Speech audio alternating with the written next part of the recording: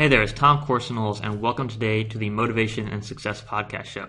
Now, today on the show, we have a very special guest for you, Bev Flaxington. And Bev is the international best-selling author and Gold Award-winning author of Understanding Other People, The 5 Secrets to Human Behavior. Now, she's also published several other books, and she's a very successful author. And, of course, I'm interviewing her as part of a series for my new book, The Kindle Publisher's Bible, which is now available on Amazon.com.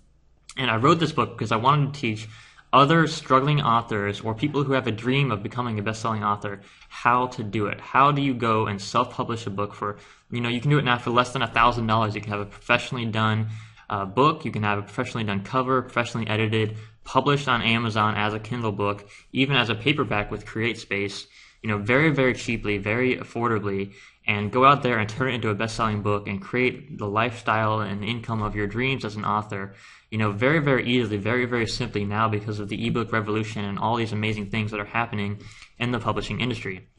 And so that's why I wanted to do this series of interviews for you to teach you, no matter what your background, no matter what your experience, no matter how much money you have to invest in your book, you too can become a best-selling author. And I think it's going to be a lot easier for you when you start to meet authors like Bev, which you're about to do, who, have gone out there and self-published on their own and become very, very successful as an author. It's a lot easier than it used to be, that's for sure. Doesn't mean it's really easy. It does take work. It takes work in any business, any profession to become a professional and to create a great income in any business.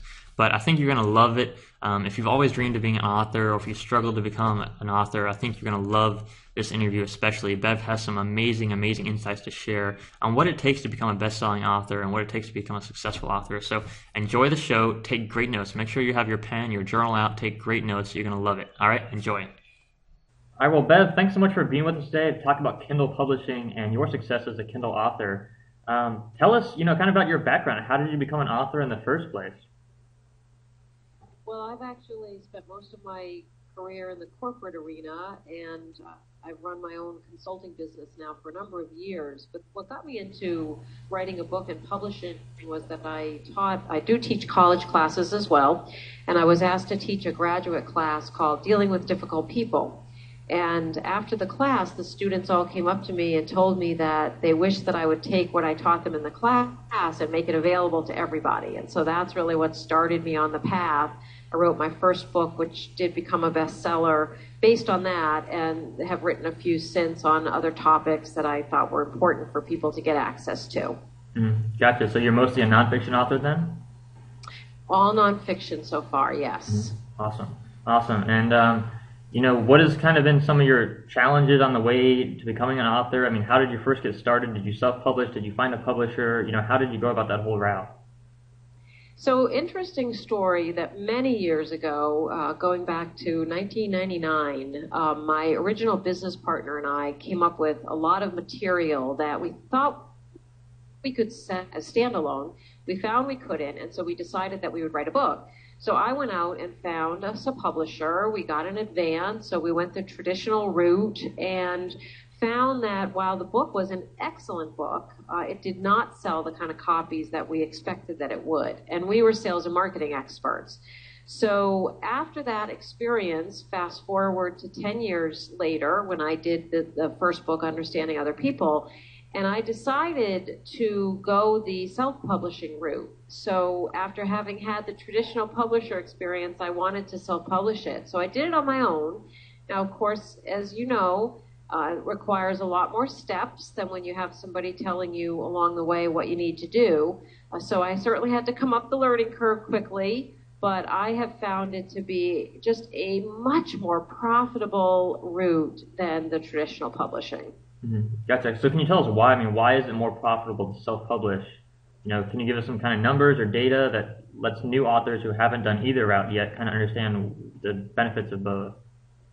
Sure. Well, in our traditional publishing route, we were unknown authors, so we were very fortunate to get, I think it was about a $5,000 advance.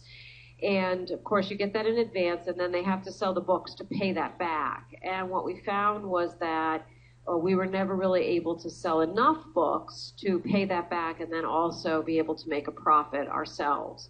With self-publishing, I did keep an Excel spreadsheet. I hired an editor, I hired a professional proofreader, I hired a graphic designer. I did want to do a very high quality book. So I did spend the money to make sure that I had expert help to get it done.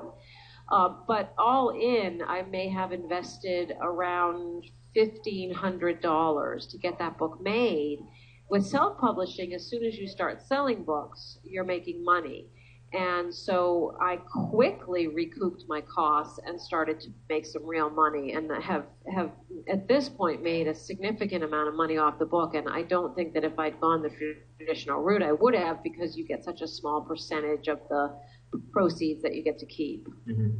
Definitely. So now, from now on, are you ever going to go with the publisher again, or just going to keep self-publishing? I think I would self-publish from here on out. I had the opportunity, at the request of a client, to write another book, which then the college where I teach asked me to write a different version of so they could use it in the college classes. And that's been a very successful book for me. I've had a number of colleges across the country pick that up. And just finished a follow-on to my first book. And I think I would go the self-publishing route. I like the fact that I have a lot of control over the cover and what the book's going to look like. I like the fact that I can control more on the sales and marketing side. And quite frankly, I like the fact that it becomes pretty profitable pretty quickly. Mm-hmm. Gotcha. So how many books total do you have now? Well, I have 4 that are available through traditional means that I've self-published, and then I have 1 that we sell only on our website, which is a book and a companion workbook. I did have someone reach out to me on one of my books and ask me if I would partner with them to write a workbook version for their audience, so we'll be releasing that pretty soon. So I guess in total, I've written about 7. Only 1 has been traditionally published. Mm-hmm. Gotcha. And can you give us some kind of sales numbers, or just an idea of how much money you're making as an author? So I regularly I have never had a month where I'm making less than $2,000 a month, but I have had some months where I have made $8,000, $10,000. I had one month that I made $12,000 just on one of my books. So my biggest month ever, I think, on all the books combined was around $13,500. But every month I make a couple $1,000. Awesome. So minimum. That's a really nice, residual income from all your royalties there. I mean, what has that done kind of for your lifestyle and for your peace of mind as an author? All of that money is headed into my children's 529 college account, so it's been very nice to have that as something that's a separate revenue stream that's just very different from my I still run a very successful consulting business, and I teach. So for me, that has created a third revenue stream. And quite frankly, Tom, most importantly, I feel like it's really good information that I have out there, and I love the work. I love talking about the books. I love what's in the books. So it's a win-win-win. Mm-hmm. Absolutely. Me too. I mean, that's why I got into being an author in the first place, because I wanted to help people. I had a message to share and wanted to help people. I also write nonfiction. I want to help people, solve problems, solve marketing problems for their businesses and things like that I personally struggled with for years. And when I finally found the solution, I was like, hey, I've got to tell people about this and how to do it easier. Exactly. It's almost like it's this extra bonus that you actually get paid for doing it. Totally. It's definitely an act of love. Yeah. So tell us about some of your kind of struggles and challenges along the way. I mean, you hear about these sales figures that you're making and the money you're making as an author. It sounds amazing, but I'm sure it wasn't easy the entire way there. Oh gosh, no. So many obstacles. I would say, honestly, the biggest obstacle is in distribution. Amazon has, I did all my books through Create Space. They were my publisher. Amazon has upgraded their capabilities significantly over the 3 or 4 years that I've been with them. In the beginning, distribution was a real challenge, so I did have to have one of my books republished, if you will, with a publisher that was not really a traditional publisher. I mean, I paid them to do it, but the primary reason was for distribution access. So that's, a huge challenge. The other, I think, is certainly getting above the noise. Right now, it is pretty easy for somebody to self-publish a book which on one hand is wonderful, and on another hand is that there's a lot out there for people. There's a lot of availability. And so getting above that noise, I would say I kissed a lot of frogs to figure out what was the right formula for getting the word out about what I was doing. So I tried a lot of different things, Tom, and a lot that then I didn't do with the books that I just got out last year. But things like I paid a couple of coaches for some help on getting media attention and creating a plan for sales. I did hire a couple of kind of marketing, buzz type firms that didn't really do a lot for me. What I've found to be the most successful thing, it's a combination of doing my own blogging and getting information out there all the time about my subject, as well as doing as much PR as possible. So being on lists like Harrow and Pitch Rate, responding to everything that's anywhere in my expertise. I do have now a PR firm. Once I started to get a significant flow from the books, I decided that my gift to myself would be to hire myself a real PR firm to handle a lot of what I was doing on my own. Mm-hmm. So I found that that's really been probably the best investment, but certainly I tried a lot of things that didn't work. Gotcha. So can you tell us for new authors, if people who don't know, what Harrow and Pitch Rate are? Sure. So there's different services. Reporter Connection is another one. Harrow stands for Help a Reporter Out. And these are services that you can sign up for completely free. And you will get an email. Oftentimes it's twice a day. And they will give you leads to reporters, journalists who are looking for articles on different subjects. And sometimes they're looking for authors. They're looking for experts in a certain area. And that's been very helpful for me because I have made a lot of connections that way. I have had a lot of articles written about my work. So that's something that's completely free that people can do, that you don't have to hire a firm to be able to get that media. The other thing that I did, because I couldn't afford to hire anyone in the beginning, so I went through like local listings in my local area. I ended up getting very lucky to get in contact with one of the women at CBS News. I did not know her. I sent her a nice letter. I sent her my book, and then she called me. And then she introduced me to a couple of people to get on radio shows. So it does require putting some effort in, but I was able to get a fair amount of media on my own just by identifying, who might be a good resource. There's a woman who writes for the Boston Globe where I live. I contacted her. I asked her if she'd be willing to read the book if I sent her a copy, and she did a whole article about me as a result. So for people who don't want to hire a PR firm or can't afford to do it, a lot of avenues that you can access for free, but you do have to put the time and the effort into it. Mm-hmm. Gotcha. So, it sounds like you're obviously an avid networker. You're reaching out to people in your location, people online, who can help you get your word out there. So you're really networking with these media, people who can get you in the right place to spread your message out there. I think that's so important. I find that even with my corporate work, I talk to people a lot about the importance of networking, of keeping relationships. This is a critical thing for authors. We can fall in love with our work, whether it's fiction or it's nonfiction, and we think that other people are going to also fall in love with it. But the truth is there's just a lot of noise out there. And so you do have to have advocates. You have to have people who are interested in what you're doing and will talk about you. And you it sounds silly, but you have to keep the faith because it is a building process. And the truth is, in the beginning, I did a lot of things that didn't work. And I could have given up, but I really felt like the work was good and it was important to get out. And I just kept saying, okay, well, if I get that door closed, I'll try this one over here.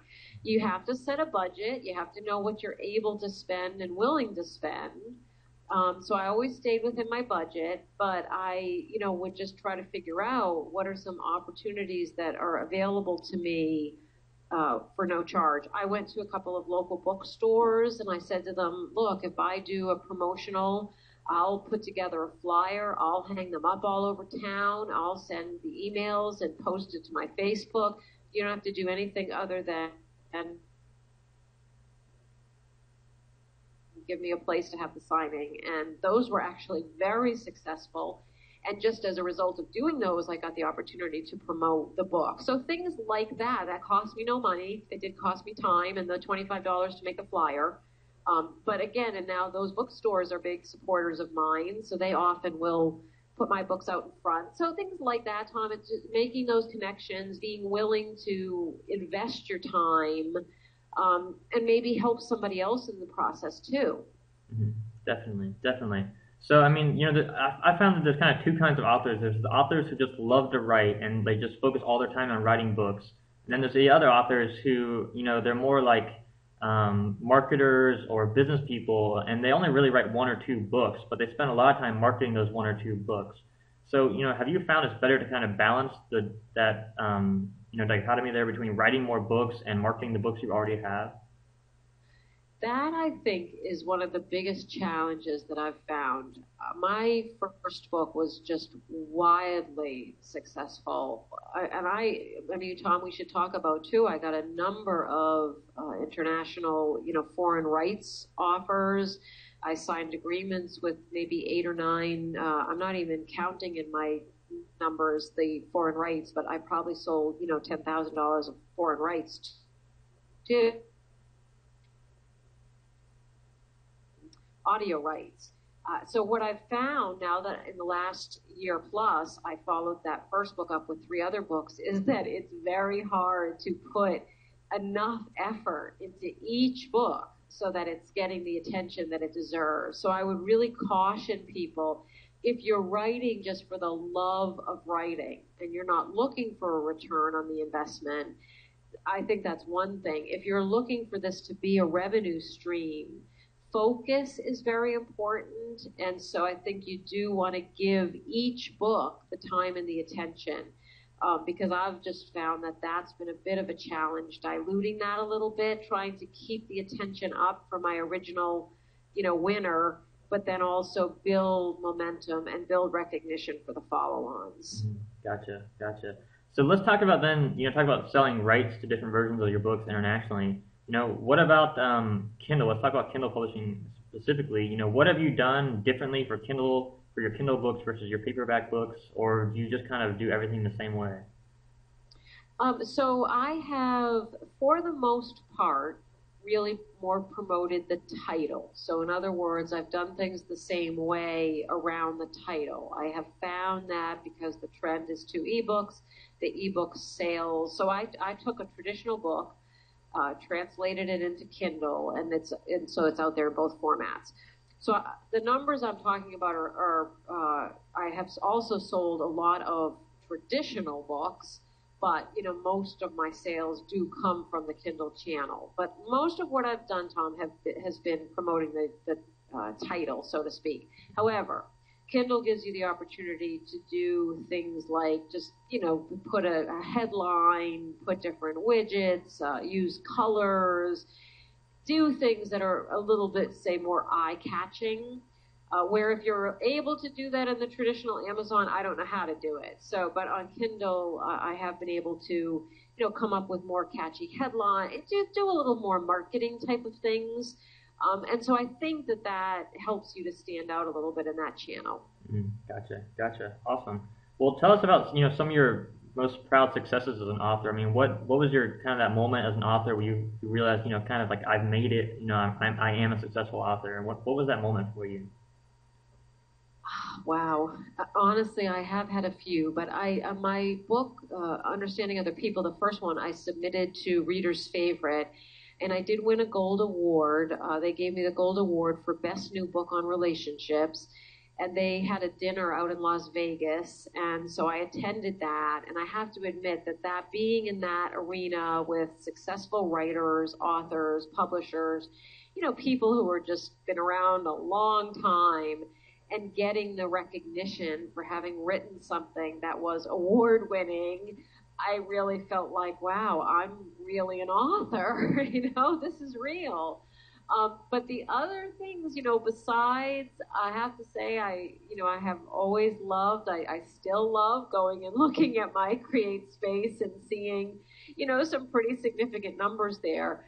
But the other piece has just been getting inquiries on my website from, Japan and Spain and Yugoslavia, and just knowing that people all around the world have heard what I'm doing and are aware of the book and wanting to translate it. That, the first time that happened, I just was awestruck. And that, and it's happened a number of times over. So that's been really, because I didn't go looking for those situations. They found me. Mm-hmm. Absolutely. Absolutely. I totally agree. I mean, for myself as well, it's so gratifying when you hear a reader or someone contact you on your website or email you and say, your book changed my life, it inspired me, it, helped me improve my relationships or my health or whatever. That's just so, it just makes you feel like all that work and effort and energy you put into that was all worthwhile. Yes, and that somebody really is being helped, because like you, my entire career really has been devoted to helping, and I want to do things and give people tools so they're able to help themselves. That's where, to me, it's really the kick, similar to the book that you've written and has been so successful. It's the idea of giving people the tools, but then they can turn around and actually make the change. So it really, at the end of the day, it's all about that. And I mean it when I say that the money has been just really icing on the cake, because the real part was to be able to have a chance to make a difference and get the help out there. Mm-hmm. Definitely, definitely. Well, I know as a consultant, you've had a lot of experience with helping people over your career. So tell us about, how that applies to writing a book. I mean, what is it that you think about when you're writing a nonfiction book, when you want to help someone get a result, whether it's, better relationships or whatever it is? How do you kind of format the information so that can be most helpful to the reader? What is critically important is actually having some way to organize the information. So if you look at a lot of books that are written in the self-help arena, there's a lot of good information, but you're having to kind of wade through to figure out what really applies to me. How should I think about this? And so if there's one thing I've learned in my consulting arena, as well as the way that I write, the way that I teach, I still teach college classes, is to take the information, and I call it chunk it down, organize it so that it's in groupings, so that people have the opportunity to assimilate a piece of information and then move on to the next piece and move on to the next piece. The other piece about it, I believe, at least from my style, is that less is more. So my objective with my first book was actually to keep it under 100 pages, which I was able to do. The follow-ons have been a little bit longer, but not by much. And I think that that's the other really important piece, is keep it short, to the point, not a lot of additional words that are not needed, but just make it understandable in a fewer amount of words. Mm-hmm. Absolutely, absolutely. I totally agree with that, and I'm glad to hear you say that as a fellow author, because that's been my philosophy the whole time, is that I don't want to write a book just to make myself look good and have it be 500 pages long if it doesn't help someone. I'd rather have a 70-page book if it has all the information it needs. Why add more? And it's kind of a struggle too, because you have all these readers who say, what about this and what about that, and I wish you added this information in the book and wish you added that into the book. What do you say to people who say, why don't you talk about this in that book, or why don't you add more to it? Yes, in fact, I had an experience not that long ago there's a college that uses my work, and the professor asked me if I would get on the phone with some of the students, because they were kind of frustrated with some of the things that they had read, and they wanted a chance to ask me some questions. And so we had a great dialogue. It was about an hour that I spent with them, but they kept saying to me, the answers that we're falling more in love with the book as you're answering our questions. Now we understand some of this.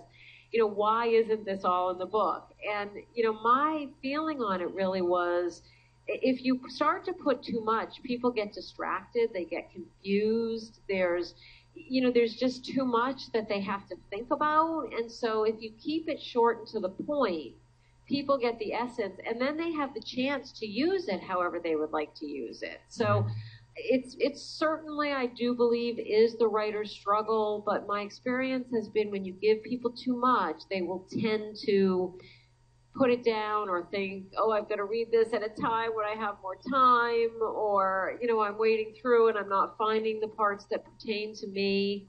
So I still am in the camp that less is more, but I think, there's all on good topics, there's always more you could say. Mm-hmm. Definitely. I definitely agree with that. And, I think it's true that, you can only add so much to the book, and, when it's done. But also I think that for nonfiction books especially, readers can reread them, and I think they should. A lot of times I'll read a book, and the first time I go through it, I learn a lot, and then the second time I read it, I learn even more because there's all this stuff that I wasn't ready to learn at that time, and the second time through, I'm absorbing more and more and more information. I agree, and I'll say to people, maybe just pick one thing and just work on that piece, or try to really get good at whatever it is, and then go back and pick something else. I followed up one of my books with the idea of 30 days, just to be able, take an idea, use it for a day, take another idea, use it the next day. Because I agree with you. I think that it can be hard to integrate a lot of different things. So if you can just say, okay, that fits me, it makes sense to me, I'm going to focus on that. You have that win, you're successful as a result. Kind of spurs you on to want to then try something else. Mm-hmm. Absolutely. Well, Bev, I really appreciate you sharing with us today. Before you go, is there any last words of advice you'd like to give for either new authors who are brand new, just getting started, or authors who are struggling, who really haven't, made the income that they want to as an author? What would you share with them? Well, a couple things. It is critically important to be able to talk about your work in terms of how it might be interesting to someone else, whether it's fiction, whether it's nonfiction, so that you're not, to step outside yourself a little bit, so that you're not so attached to what you've written or so in love with what you've written that you're not seeing it from someone else's vantage point. That was the hardest thing for me, Tom, when, I would read my reviews on Amazon and, a couple of people wrote very negative reviews. I mean, most of them had always been 4 and 5, and I would love going on and seeing, these are people I've never met, but they're writing about how the book has helped them. And I love that. And then I got a couple of 1 stars and people wrote these terrible reviews, and it was really hard. But that's where I had to remember, okay, I'm writing this for other people, not for me. And so I have to take it that in this case, this information didn't resonate with these people, and really be more objective about it. So I guess that objectivity, that sense that we don't fall in love with what we've written, but that we are able to kind of step outside and see it from somebody else's viewpoint is really important. And the other thing is, I do believe that my view is, don't have it be the only place that you're hoping to get your income from. I mean, have it, if you can go at this in a sense so that it's supplemental to something else that you're doing, so you don't feel as though you're vulnerable to it. I think it allows you to have a little bit less attachment to the outcome. So if writing is the way that you're making your living, you really better approach it as a business, have a business plan, really know how you're going to generate that income and what money you can spend to build that business. So either treat it as a business if you're going to depend on it for your revenue and really run it that way, or treat it as a sideline and try to practice that art of, you don't have the attachment. You're doing it because you love it. And if money comes as a result, great. It's just icing on the cake. Mm-hmm. Absolutely. Well, thanks so much for sharing with us, Bev. Where can people find out more information about you and the work that you do? Probably the best places come to my website. It's thehumanbehaviorcoach.com, www.thehumanbehaviorcoach.com. Lots of good free information there, lots of articles and things where I've either written or been quoted. So lots and lots of free information. My blog is there too.